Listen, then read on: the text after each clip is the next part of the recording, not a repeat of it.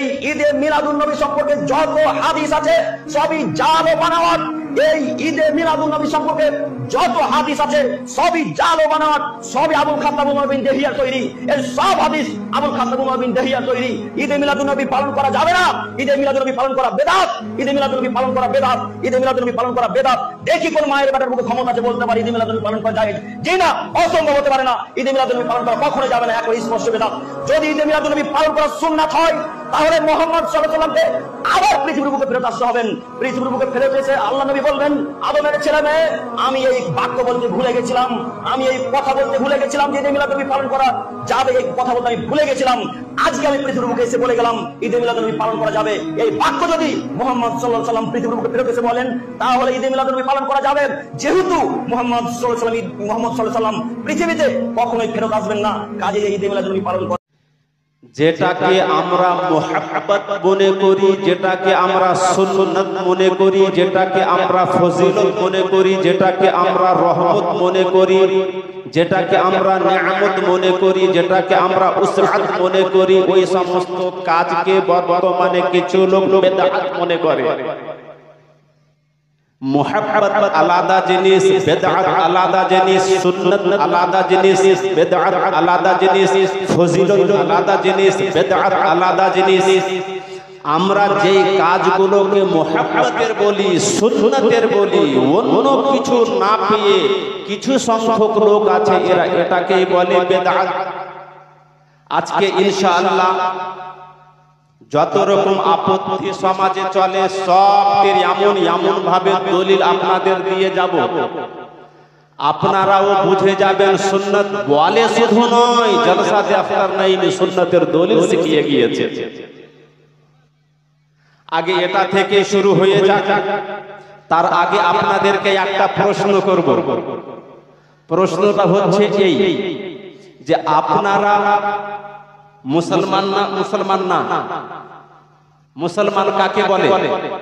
আমার সঙ্গে শুধু উত্তরটা দেন, খুব তাড়াতাড়ি করে নিয়ে যাব। গভীর রাতে একটা স্পিডে গাড়ি চালাতে হয়। আমরা সবাই মুসলমান। মুসলমান কেন? এই জন্যই যে আমরা ইসলাম ধর্মকে কবুল করেছি। ইসলাম ধর্ম কেমন করে কবুল করলাম? ইসলাম ধর্ম পেলাম কেমন করে? আল্লাহ দিয়েছেন। কাকে দিয়েছেন? নিজের নবীকে দিয়েছেন। নবী আবার কাকে দিলেন? আমাদেরকে দিলেন। এবার আপনি ইমানের সহিত বলেন, নবী কি ইসলামটা নিয়ে আপনাদের এই গ্রামে, ভারতের মাটিতে, পশ্চিমবঙ্গের মাটিতে, দক্ষিণ দিনাজপুরে, আমিনপুরে, বুনিয়াদপুরে নবী কি এসেছেন? জোরে বলতে হবে। তাহলে ইসলাম আপনাকে এখানে কে দিল? নবী এখানে আসেননি, সাহাবী আসেননি, তাবেঈ আসেননি, তাবেঈ তাকাই ওয়া কাশাফা লিওয়াইনা মুশকিলাতিল হাকাইক ওয়া আফাদা আলাইনা মিনাল বাহরির রাইক ওয়াদ দুরারিন নাবাদির বিহিল হিদায়া ওয়া মিনহুল বিদায়া ওয়া ইলাইহিন নিহায়া والصلاة والسلام على در المختار ورد المحتار وخزائن الأسرار وتنوير الأبصار وعلى آله وأصحابه الأبرار أما بعد فأعوذ بالله من الشيطان الرجيم بسم الله الرحمن الرحيم قل بفضل الله وبرحمته فبذلك فليفرحوا هو خير مما يجمعون। মুআজ্জাজ হাজরাত, আলোচনা শুরু করার পূর্বে আমরা সবাই মিলে কুল কায়নাতের নবী হুজুর রাহমাতুল লিল আলামিন, খাতামুন নবিয়্যিন, শফিউল লিল মুযনিবিন, আমিনার লাল, মাহবুবে রব্বে জুল জালাল, শাফিঈ ইয়াউমে রঞ্জ মালাল, সাহিবে কামাল হুজুর মুহাম্মাদুর রাসূলুল্লাহ সাল্লাল্লাহু তাআলা আলাইহি ওয়াসাল্লামের प्यारी नूरानी इरफानी चमकती दमकती महकती মুনাওয়ার, মুজাওয়ার, মুআত্তার, মুআজ্জাজ, মুআক্কার, মুআব্বার দরবারে ভক্তি ভরে দরুদ শরীফ পড়ি। আল্লাহুম্মা সাল্লি আলা মাওলানা মুহাম্মাদ ওয়া আলা আলি সাইয়্যিদিনা মুহাম্মাদ সাল্লাল্লাহু তাআলা আলাইহি ওয়াসাল্লাম। আমি যখন দরুদ শরীফ পড়লাম, সবাই পড়লেন তো? রাত 12টা বেজে গিয়েছে। আপনাদের শোনার ইচ্ছা করছে কিছু? যদি ইচ্ছা করে একটু হাত বাড়ান তো। মাশাআল্লাহ। আমি যখন বললাম হযরত মুহাম্মদ সাল্লাল্লাহু আলাইহি ওয়াসাল্লাম, দ্বিতীয়বার আবার করলাম একটু পরীক্ষা করার জন্য। নবীর নাম বললাম, চুম্বন দিয়ে চোখে লাগিয়ে দিলাম। যারা বুঝে, যারা জানে, যারা এর ফজিলত জানে, তারা আমার সাথে এই কাজ করেছে। আর যারা জানে না তারা করেনি। আর আমাদের মা বোনরা মনে করছে নাখুনকে চুম্বন দিয়ে, বৃদ্ধাঙ্গুলকে চুম্বন দিয়ে চোখে লাগানো এটা পুরুষদের কাজ, মহিলারা করতে পারবে না, এটা মনে করে এরা করে। যারা এটাকে বেদআত বলে তারা করে না, আমরা এটাকে হযরতে আবু বকরের সুন্নাত মনে করি, এই জন্য করি। এটা এই জন্যই আপনাদেরকে জেনে রাখতে হবে, কারণ বর্তমান সময়টা এমন এক সময় চলছে যেটাকে আমরা মুহাব্বত মনে করি, যেটাকে আমরা সুন্নাত মনে করি, যেটাকে আমরা ফজিলত মনে করি, যেটাকে আমরা রহমত মনে করি, যেটাকে আমরা নিয়ামত মনে করি, যেটাকে আমরা উসআত মনে করি, ওই সমস্ত কাজকে বর্তমানে কিছু লোক বেদআত মনে করে। মুহাব্বত আলাদা জিনিস, বেদআত আলাদা জিনিস, সুন্নাত আলাদা জিনিস, বেদআত আলাদা জিনিস, ফজিলত আলাদা জিনিস, বেদআত আলাদা জিনিস। আমরা যেই কাজগুলোকে মুহাব্বতের বলি, সুন্নাতের বলি, অন্য কিছু না পেয়ে কিছু সংখ্যক লোক আছে এরা এটাকেই বলে বেদআত। আজকে ইনশাআল্লাহ যত রকম আপত্তি সমাজে চলে সবের এমন ভাবে দলিল আপনাদের দিয়ে যাব, আপনারাও বুঝে যাবেন সুন্নাত বলে শুধু নয়, জলসাতে আফতার নাইমে সুন্নাতের দলিল শিখিয়ে গিয়েছে। আগে এটা থেকে শুরু হয়ে যাক। তার আগে আপনাদেরকে একটা প্রশ্ন করব। প্রশ্নটা হচ্ছে এই যে আপনারা মুসলমান না? মুসলমান না? মুসলমান কাকে বলে? আমার সঙ্গে শুধু উত্তরটা দেন, খুব তাড়াতাড়ি করে নিয়ে যাব। গভীর রাতে একটা স্পিরিটে গাড়ি চালাতে হয়। আমরা সবাই মুসলমান। মুসলমান কেন? এই জন্যই যে আমরা ইসলাম ধর্মকে কবুল করেছি। ইসলাম ধর্ম কেমন করে কবুল করলাম? ইসলাম ধর্ম পেলাম কেমন করে? আল্লাহ দিয়েছেন। কাকে দিয়েছেন? নিজের নবীকে দিয়েছেন। নবী আবার কাকে দিলেন? আমাদেরকে দিলেন। এবার আপনি ইমানের সহিত বলেন, নবী কি ইসলামটা নিয়ে আপনাদের এই গ্রামে, ভারতের মাটিতে, পশ্চিমবঙ্গের মাটিতে, দক্ষিণ দিনাজপুরে, আমিনপুরে, বুনিয়াদপুরে নবী কি এসেছেন? জোরে বলতে হবে। তাহলে ইসলাম আপনাকে এখানে কে দিল? নবী এখানে আসেননি, সাহাবী আসেননি, তাবেঈ আসেননি, তাবেঈ আসেননি।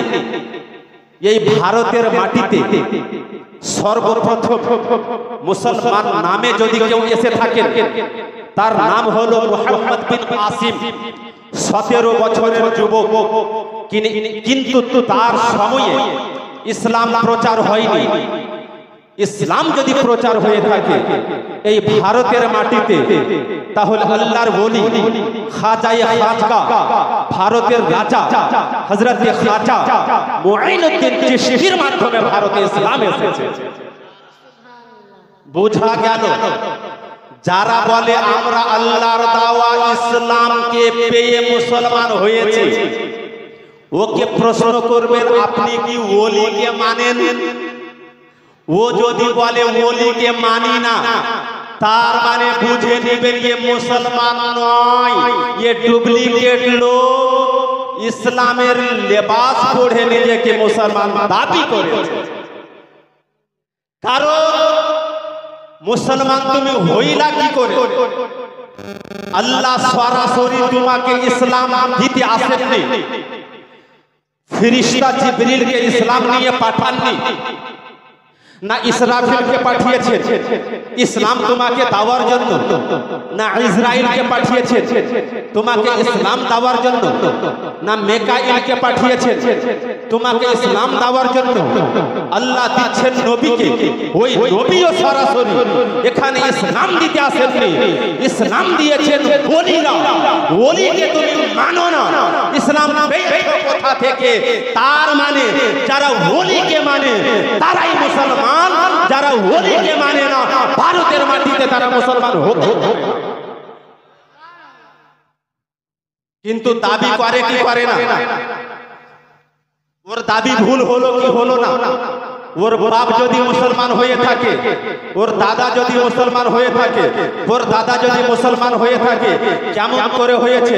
হযরতে খাজায়ে গরিব নওয়াজ ভারতের মাটিতে ইসলামকে প্রচার করলেন। এক দুইটা নয়, 1000 2000 নয়, 1 লাখ 2 লাখ নয়, তিনি নিজের কালে 90 লাখ মানুষকে মুসলমান করিয়েছেন। মানুষে মনে করে 90 লাখ মুসলমান ভারতে আসলো কি করে? কিন্তু বুঝতে হবে তখনকার ভারত অখণ্ড ভারত ছিল। ওই সময়ে বর্তমান ভারত ছিল, বাংলাদেশ ভারত ছিল, পাকিস্তান ভারত ছিল, নেপাল ভুটান ভারত ছিল, শ্রীলঙ্কা ভারত ছিল, মিয়ানমার ভারত ছিল, তিব্বত ভারত ছিল, আফগানিস্তান ভারত ছিল। অখণ্ড ভারত যখন এত বড়, সব মিলিয়ে খাজায়ে খাজকা মুঈনুদ্দিন চিশতি আল্লাহর ওলি 90 লাখকে মুসলমান করেছে।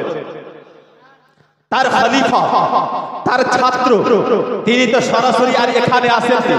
তার খলিফা হযরতে কুতুবউদ্দিন বখতিয়ারে কাকি, তাদের খলিফা আবার নিজামউদ্দিন আউলিয়া মাহবুব ইলাহি দিল্লির মাটিতে, ওখান থেকে নিজের শিষ্য, নিজের ছাত্র, নিজের খলিফা ইসলাম প্রচারের জন্য আইনায়ে হিন্দ আখি সিরাজউদ্দিন মালদার মাটিতে, তিনি ওখানে আল্লাহর ওলি আল্লাহুল হক পান্ডবী মালদার মাটিতে কাজল পার করে পান্ডুবাতে আরাম করছেন। এই সব আল্লাহর ওলিদের মাধ্যমে আমাদের দাদা, না হয় পরদাদা, না হয় লঙ্কার দাদা, না হয় তারপরের দাদারা ইসলাম পেয়েছে, তাদের হাতে হাত দিয়ে কলমা পড়েছে। তারপরে আমরা তার বেটা করতে করতে মুসলমান হয়েছে। আপনি যদি পূর্বপুরুষের ইতিহাস দেখেন, তাহলে খাজায়ে গরিব নওয়াজের সময় আমাদের পরদাদা, লঙ্কার দাদা, ধক্কার দাদা করতে করতে ওই সময়ে হয়তো আমাদের পূর্বপুরুষ মূর্তি পূজারী ছিল, তিনি কালেমা পড়িয়েছেন, তো ওলি কালেমা পড়িয়ে মুসলমান করেছে। এবার যারা বলছে আমরা ওলিকেই মানি না, ওলির পথে চলি না, ওলিদের আকীদাকে মানি না, আমরা মাজার মানি না, আমরা দরগা মানি না, আমরা পীর মানি না, আমরা জিয়ারত মানি না, ওলিকে মোহাব্বত করি না, ওলিকে আমরা মানি না, পীর আমরা ধরি না, তাহলে বুঝে নিবেন অন্য জায়গাতে তুমি মুসলমান দাবি করলে হয়তো সঠিক হতো, ভারতের মাটিতে ওলিকে বাদ দিয়ে কেউ মুসলমান হতে পারে না। এবার এইরকম মানুষ আছে কি নাই? দরগাকে যাওয়া শিরিক বলে কি বলে না? যারা দরগাকে যাওয়া শিরিক বলে, ওরাই কিন্তু 12 রবিউল আউয়াল মিলাদ পালন করাকে বেদাত বলে। ওরাই কিন্তু নবীর নামকে শুনে বৃদ্ধাঙ্গুলকে চুম্বন দিয়ে চোখে লাগানোটাকে ও বেদাত বলে। এটা বেদাত নয়। শুক্রবারের দিন মসজিদে নববীতে নবীর মুয়াজ্জিন হযরতে বেলাল আযান দিচ্ছেন। আজান দিতে দিতে যখন আশহাদু আন্না মুহাম্মাদার রাসূলুল্লাহ বলেছেন, হযরত আবু বকর সিদ্দিক উপস্থিত ছিলেন। যখন নবীর নাম শুনলেন আজানের মাধ্যমে, সঙ্গে সঙ্গে হযরত আবু বকর সিদ্দিক নিজের বৃদ্ধাঙ্গুলকে চুম্বন দিয়ে চোখে লাগিয়ে দিলেন। সুবহানাল্লাহ, আমার নবী দেখছেন, আমার আবু বকর আমার নাম শুনে বৃদ্ধাঙ্গুলকে চুম্বন দিয়ে চোখে লাগিয়ে দিলেন। তো আমার নবী বারণ করলেন না। যদি বেদাত হতো আমার নবী বলতে পারতেন এটা বেদাত, তুমি এটা করিও না। যেমন বর্তমানে ওয়াহাবি হোক, দেওবন্দি হোক, এরা বলে তো নাম নিলে কোনো অসুবিধা নাকি? কোনো মন্দ কথা তো বলি, ওরাই বেদাত বলে যারা নিজের পরিচয় ওয়াহাবি নামে দেয়। ওরাই নবীর নামকে মুহাব্বতের সহিত চুম্বন করাকে বেদাত বলে যারা নিজের পরিচয় দেওবন্দি হিসাবে দেয়। কিন্তু আমার নবী দেওবন্দির কথা বললেন না, ওয়াহাবির মতো কথা বললেন না। আমার নবী বলছেন, হাদিস শরীফে আছে, মান ফাআলা মা ফাআলা খলিলি হাল্লাত লাহু শাফাআতি। সুবহানাল্লাহ, নবী বলছেন আমার বন্ধু আবু বকর যে কাজটা করলো, যে ব্যক্তি ওই কাজটা করবে তার জন্য আমার শাফাআত হালাল হয়ে গেল। অতএব সে যদি গুনাহগার থাকে আমার নামের সঙ্গে ভালোবাসার পরিচয় দেওয়ার কারণে তার সুপারিশ করে আল্লাহর জান্নাতে তাকে আমি নিয়ে যাব। একটি কিতাবটার নাম হচ্ছে সলাতে মাসউদি, পেজ নাম্বার 92। মান সামিআ ইসমি ফিল আযানি ওয়া ওয়াযাআ ইবহামাইহি আলা আইনাইহি ফাআনা তালিবুহু ফি সুফুফিল কিয়ামাতি ওয়া কায়িদুহু ইলাল জান্নাহ। মাতালকে বলতো সুবহানাল্লাহ। নবী বলছেন যে ব্যক্তি আযানের মধ্যে আমার নামকে শুনবে আর বৃদ্ধাঙ্গুলকে চুম্বন দিয়ে চোখে লাগিয়ে নেবে, ময়দানে মাহশরের ভিড় ময়দান থেকে তাকে খোঁজ করে আমি আগে আগে যাব, তাকে পিছনে পিছনে জান্নাতে নিয়ে যাব। মুহাব্বতের কাজ কি কাজ না? এই জন্যই যখন আযানে শুনবেন, পুরুষ হোক মহিলা হোক সবাই নবীর মুহাব্বতের এই কাজটি করবেন ইনশাআল্লাহ। নবীর মিলাদের কথা যখন চলে আসে, ওলিদের যখন মুহাব্বতের কথা চলে আসে, মানুষকে চেনার আমি উপায় দিয়ে দিলাম। উপায়টা শুনে একটু আপনি লক্ষ্য করেন আমার কথার দিকে। এই